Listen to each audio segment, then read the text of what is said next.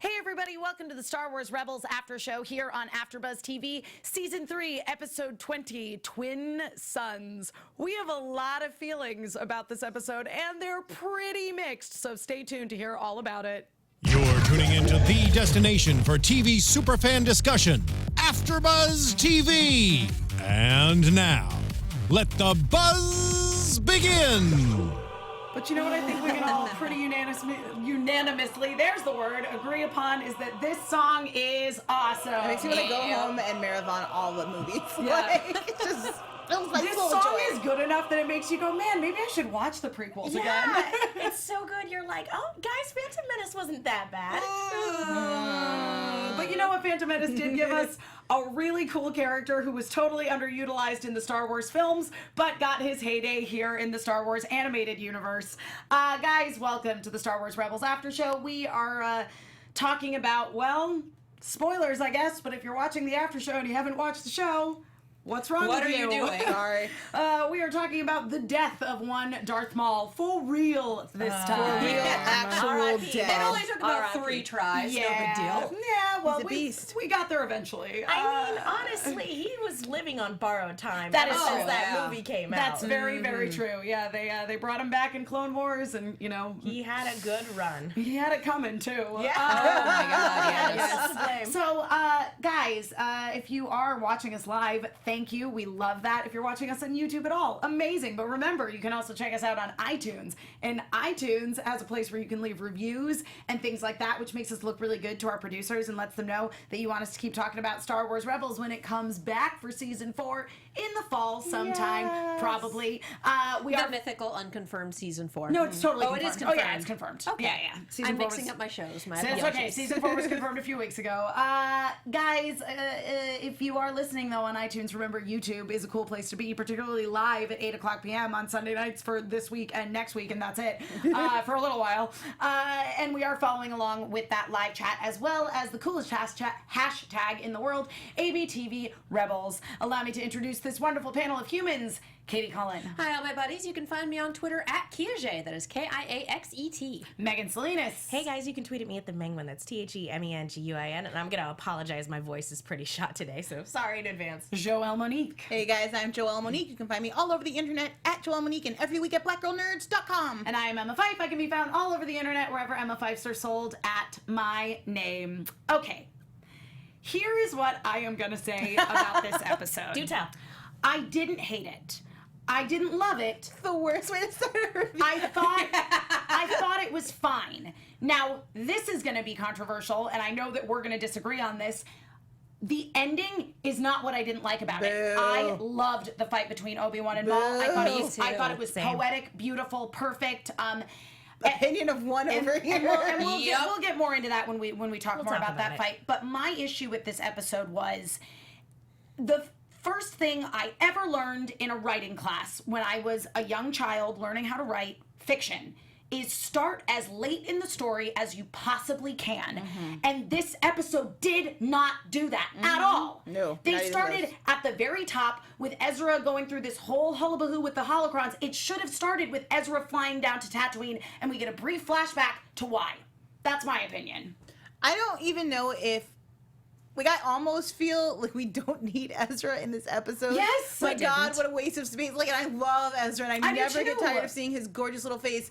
But like, why is he here? Like, he gets dismissed immediately. Like, he's only there to bring us in, and most importantly, we learn nothing new about him, and he learns nothing new about himself. Yeah. This whole like trip through the desert, even the apology at the end. I'm like, Ezra, we've been through this before. This is not new for you. It was just so boring. And Ezra's usually pretty good about learning his lessons, especially when things as big as the holocrons go down, because he's had issues with this before, and we've had huge, horrifying episodes about what happens.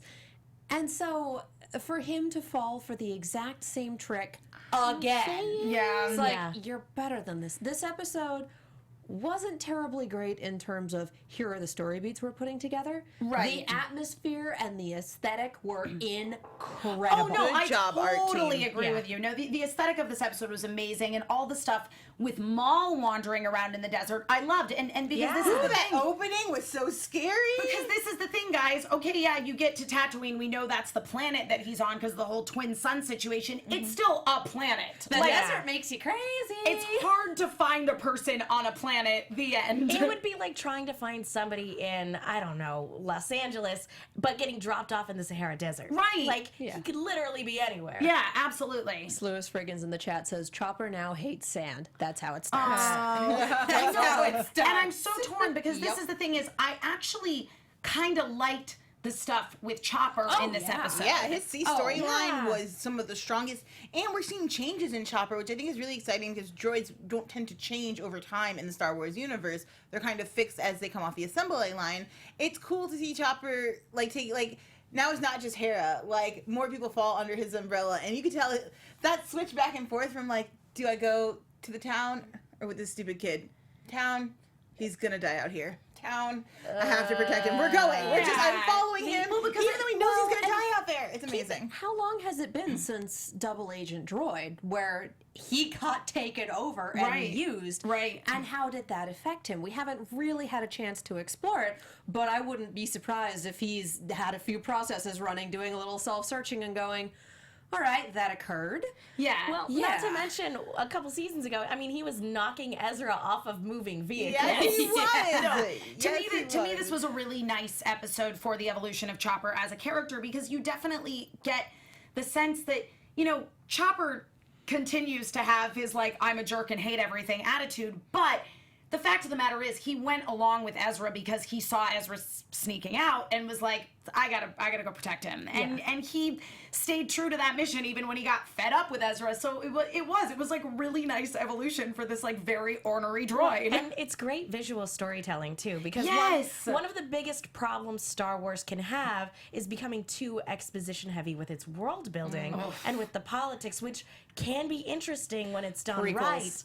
Yeah, But most of this episode. The visual storytelling, when this episode was utilizing visual storytelling, it was amazing. I completely agree with you. I just felt like we spent way too much time with Ezra trying to get to Tatooine. We didn't need that whole thing where he tricks that other young rebel officer in so he can steal a ship. That guy is totally fired, by the way. It was so much exposition that was completely unnecessary. Even as we get to the, I'm so sorry. Go ahead, you started. I was saying, even as we get to the point where Ezra is sitting with Obi-Wan, I really want Obi-Wan to reveal some new stuff about Obi-Wan in there. Maybe, in my time, since Order 66. Yes. So, give me grains of anything. And instead, it just feels like random captured dialogue from previous movies or previous shows. And not to mention, this is...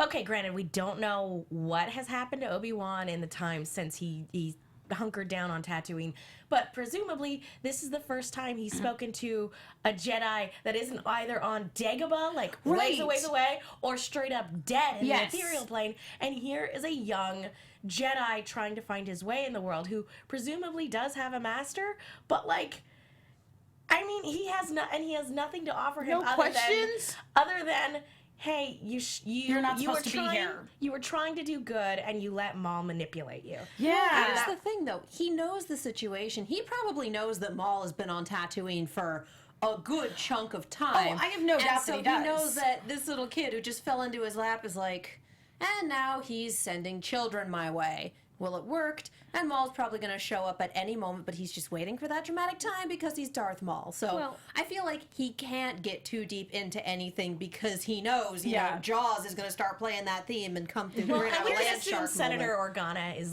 feeding him information. Oh, 100%. Yeah, and I did like that moment where they're like, Senator Organa confirmed that he was dead, and I was like, oh, they're in it together. I liked that moment. That was a really nice moment. That was nice. It's not Ezra's story, but our window into this story is via Ezra, and that was the problem, and that was one one of the things that Carrie Ann Beck, who's one of the producers, was saying in the Rebels Recon episode of well, we have to keep Rebels about our characters, and in this situation it didn't need to be. I don't I understand think why it has to stay with the Rebels. Like, we know Maul very specifically that's, in this show. That's my thing, was that if Darth Maul had just come back out of nowhere, then yes, fine, keep the focus on the Rebels characters. But the fact of the matter is Darth Maul came back in Clone Wars, and then they very deliberately brought him back for Rebels. Let this be Maul's story. And I would have loved to seen, like, what is Maul doing to get Ezra there? Like, watching Ezra be manipulated from afar, watching Maul descend further into madness. It would have been so much more interesting. And especially because once he shows up, like, that whole,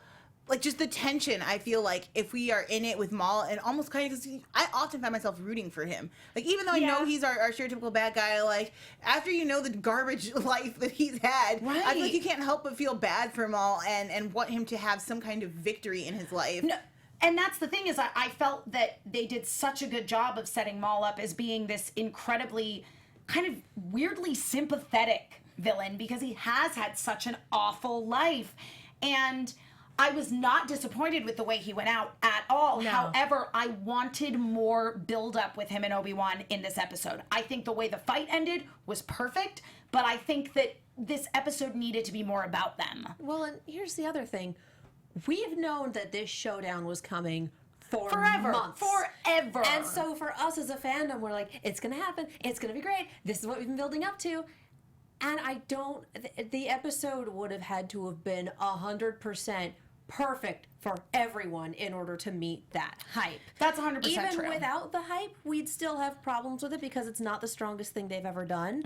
Well, But especially I following think- last week's episode, which is probably one of their best written episodes know, in a I long loved time. last think week's that episode. after all of that buildup and after all of that waiting, and the fact that after this we go into the season finale, sitting here and going, well, that wasn't as good as I thought it was going to be. After we've wanted it for 3 months, 4 months, I don't know how long it's been, a long time. It's too much buildup, and the episode couldn't have lived up to it full stop. And then the fact that we had an episode that wasn't as good as last week's just makes this one seem that much worse. I agree with you that expectations were high and difficult to meet. And I think that no matter what product they delivered to us, somebody was going to end up being disappointed. That's a very fair analysis. And to be Fans are fair, hard to I please. mean, Dave Filoni did say that there was a lot of this episode that got cut. So I would be very curious to see what things they cut out. Yeah, I want lots the of 90-minute questions. version of this, as long as it's not 90 minutes of Ezra in the The desert. Ballad of Darth Maul. Yes. But Oh my here's gosh. my problem ding, ding, overall. ding, ding. My favorite fight in all of like Star Wars history is Qui-Gon Jinn versus Maul. Like the whole like the tension building in that scene where he's waiting for him to come out and then he's pacing and you see how these two fighters are completely opposite and they're just totally going at it. And then the next film in Clone Wars you get Obi-Wan and Anakin fighting him, and it's just it's so good. Why do I have a 3-second fight? Why do I have to rewind to see how he died? I'm like, he cut the sword in half and that killed him? Oh no, he hit him in the chest, but the angle is weird, and so you kind of don't see it. All I wanted was a good fight. I don't understand. Like, Maul we've never seen him as a weak fighter. They haven't shown his his mental state or physical state to be deteriorated in as far as Mental so it state can a little fight. bit. Yeah, mental state very much. he is not there to use his words, but his fists have not failed him yet. His sword has been trusty and true, and I don't understand why after 3 seconds he's just down. Well, here's the thing. Here's what I took away from it. Okay. It's very, very samurai. It is in the very way of things. samurai, It's yep. wonderful. But Maul has been going nuts, getting power, losing power, unable to find things, manipulating people, going in 18 different directions trying to get one thing. And Obi-Wan, by contrast, has had one mission and a lot of time to think. And he is, I would imagine that he is much more centered, he is much more calm, he's a little more zen about what has happened and what he can do going forward and what he knows his mission and this new hope is. So we have this raging hurricane of a former Sith coming at him, and we have this completely calm eye of the storm. Yeah. And there's, the wind can howl all at once, but the mountain ain't moving. This is such a smart analysis, guys, because now that I'm thinking about it from a samurai perspective of like samurai movies, you've seen like that long ass journey through the wilderness, like the short but very important That's what fight, it was. the interhuman connectedness at the end of the fight. And okay. And the other thing about was this very fight too, samurai movie, because like, because that was I the point. definitely Hattori Hanzo. the first time I watched this episode and I saw that fight, I was like, that was it. But I thought about it for like 2 seconds and was like, no, that was perfect. It was. and this is why. And it Still disagree and with it that totally fully. goes with that samurai film thing, and also the fact that Obi-Wan didn't even want to fight Darth Maul. No. He told Ezra, I have no intention of fighting him, but now that seems inevitable. Obi-Wan is not emotionally invested in this Maul thing at all. He's over it. He's past it. And Ryan Watallison in chat points out Maul also used a move he used against Qui-Gon. Qui-Gon, in that's episode exactly 1. true. That is exactly what happened. He tried to kill Obi-Wan the exact same way that he killed Qui-Gon, and Obi-Wan saw right through it and just slashed right through the center of the blade, and it was beautifully poetic. I absolutely loved the way that this fight between them ended. I understand, because I did have that initial moment of disappointment of like, oh, they're not going to have like a crazy fight. And then I was like, you know what? They don't need a crazy fight. And it would also run contrary to what we see of Obi-Wan Yes. in A New Hope. I mean, he's not doing crazy flips and kicks Yeah. and all sorts of gymnastic routines, when A New Hope comes around. It's a very subdued, very, very, very simple fight. Yeah. And so here, again, we have that kind of Zatoichi moment. For people paying attention to detail to the first one, it's a callback to episode 1. It was great, and probably my favorite is just the moment that they have the second the fight is over. That moment is beautiful. You have no complaints from me. I like that Maul becomes this childlike person again. I like that he immediately reverts like, oh, so he'll avenge all of us. And I like, again, this idea Star Wars is often black and white, and I like that in Rebels and even in Rogue One, they're starting to bring this idea of just force wielders, of not people who are following a strict code, but just trying to survive and do the best they can with their powers. And I think that that's a really cool idea, and I like that that's starting to show up here. Like, they're no longer enemies in his death; they're on the same playing field, and that's really cool. Yeah. Yeah, I agree. I thought that the ending was just so beautiful. And the fact that Maul says he'll avenge all of us, and just like the foreshadowing for us, since we all know that like Obi-Wan is gonna die as well. So it's like, that moment definitely made me cry. When he says, "Is he the one?" I started to picture Neo from for 2 seconds, yes, but it was actually Luke from the end of episode 7, where he's just standing on the mountain, and I'm like, damn it, is he still our chosen one? Like, I like now that we're getting all of this. We're getting into a place in like across the entire fandom of like, what is going to happen? We've been promised this one thing, like he is the chosen one, and we know that way past the time we thought he would have achieved that goal, he's still striving for it. And there's just now this feeling across all platforms of like, what can we believe and what can't we? And it brings such a great mystery to it. It's a lot of fun. Well, as far as the movies go, we're seeing what happens after the end of the hero's journey. We don't usually get that. That's true. So that's that, and that just at the musical cues at the end of this, just oh my god! I almost cried. I almost spilled tears when the music started. I was like, and Luke, those I was like, those no. notes my God. made me weep. And for every all time. that I was so like adamant last week that I didn't want to see Luke, just that little silhouette of the little boy running back to the moisture farm, I was sobbing. I would like to say beautiful that we predicted this moment of it would just be Luke far off in the distance. It was no interaction, but you could tell he's watching him, like he's protecting It was him. perfect. I got shivers. It was great. Well, even the build up, like in the fight when he's like, you're here to protect something. No, it's a person. You're here for someone.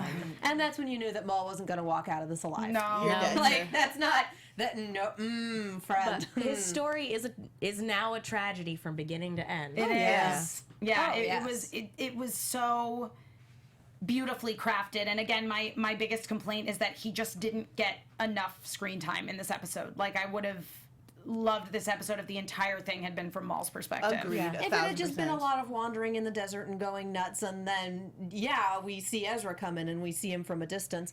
Unfortunately, kinda- that doesn't give us the really, really good Chopper moments, which I did appreciate. I really did love the moments with Chopper. So apparently, originally, as Dave Filoni was talking about, he cut a lot of stuff from this episode. Apparently, Kanan was supposed to also go to Tatooine, and part of me That would've been wonders great. if it might have been more interesting if just Kanan had gone. Yeah. Because I mean, here's again a remnant of the world that he grew up Yes. in, where the Jedi were knights protecting the Not just that, but for it's Kanan to also- address this Jedi Master who survived it all and is now clinging on, like, is trying to raise a Padawan from a distance, you know, and to talk about, like, basically two father figures trying to figure out how the best way to raise their sons. The emotional context of that is just so, like, the gravitas. just I want talking about it. But I feel like that would have been better for Kanan last season, earlier in his journey, where he's still questioning himself quite a bit. beginning of this season would have been good too. Yeah. Like, he's still learning. But- He's still trying to get his feet under him, but it's been far less about his struggle to get all this Sure. figured out. Yeah, I agree. Admittedly, I miss him because he's been sort of not appearing in this season for the past 4 No, weeks. I agree, but I also feel like it would be a nice sort of cap on that story, and it would also be a stronger moment, I think, with Obi-Wan telling Kanan, like, no, you need to leave, and Kanan accepting, like, you know what, This isn't our this fight. isn't my fight. This is a past grudge that's going to be settled between, you know, these two Clone Wars veterans, and I also like the idea of Kanan keeping the secret. yeah, You know what I mean? I like the idea of Kanan having one more responsibility that is just his to bear, because he's got so much already, and I like him as kind of this lone samurai figure who kind of has this family that he jumps back to, but is always like, I'm the eldest Jedi, I need to figure this out. Yeah. And considering that, like, I actually didn't have a problem with Ezra being here because he is the eyes of the audience, but like, the way he needed to be there, it needed to be set up a little bit easier. And having Kanan there to also put a cap on the he's my apprentice thing would also have been really good. Yep. Because the last thing Maul says to Ezra is, Also a scene we could have been. I'll see you later, Yeah. apprentice. No, you won't. And Ezra doesn't even see the fight. He's I just like, know. Maul won't be bothering us anymore. How do you know That's that? the problem, is I He felt had like a connection to Maul, though, and if he Yeah. let that go... Right. Yeah, that was the thing. You could have just cut back to Ezra at the base and have him be like, "Oh my God, Maul's gone." Yeah. It would have been so much stronger. As much as I loved the stuff with Chopper, Ezra's presence in this was completely irrelevant. I felt like he was shoehorned into this plot line, and it was... Like, if we're going to work the apprentice angle, work the apprentice angle. I totally agree. Yeah, and I don't want Kanan and Ezra. I don't want Kanan and Chopper. I just want Kanan by himself to go to Tatooine, and let's rewrite this episode. And Kanan's too smart to do that, though. Kanan's the blind samurai right now, too. He would have been the Zatoichi in the samurai film. Oh, man. Cue up Rolling in the Deep. We could have had it all. So we do need to bring things to a close here. I want to give a shout out to Fenderbender17 on iTunes for your wonderful, very thorough review. We appreciate you very much. And again, guys, leave us iTunes reviews if you are iTunes users. It makes us look good. It boosts our ratings in the iTunes store. Makes us easier to find. Really quickly, not to like get into the whole song and dance with predictions, but the next episode looks crazy. They clearly know where Thrawn knows where the rebel base is, and so far what we've seen is a moment of, you know, Hera sort of conversing with all the various like rebel cells. Commander Sato and Clancy Brown are there. Can't remember Clancy Brown's character's name. He's just Clancy Brown. Clancy Brown. Is it Ryder? Ryder. That's his name. Winner. And then Sato turns around and boom, a whole ton of Star Destroyers just come out of hyperspace. It's gonna be crazy, guys. Stick around for next week. It is going to be the season finale of season 3 of Star Wars Rebels. In the meantime, Katie Cullen, where can the people find you? You can find me all over the social medias and on YouTube at Kiaxet. That is Kiaxet. Arrow is on Wednesdays. And guys, I'm on the Iron Fist After Show. That's going to be Tuesdays at 6 p.m. We're covering the first 2 episodes. Go Fight Win.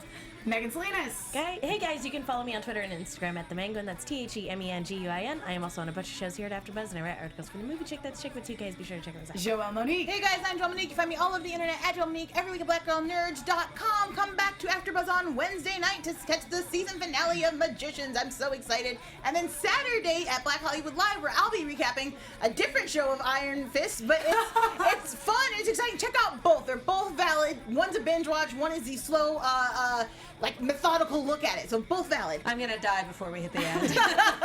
And I'm Emma Fyffe. I can be found all over the internet, wherever Emma Fyffes are sold, at my name, Emma Fyffe, EMMAFYFFE. You guys should totally check out Pencils and Parsecs on Yeah, you Hyper RPG. We stream live at 9 o'clock p.m. every Friday night. That is twitch.tv/hyperrpg. It's a Star Wars RPG, so you guys will like it.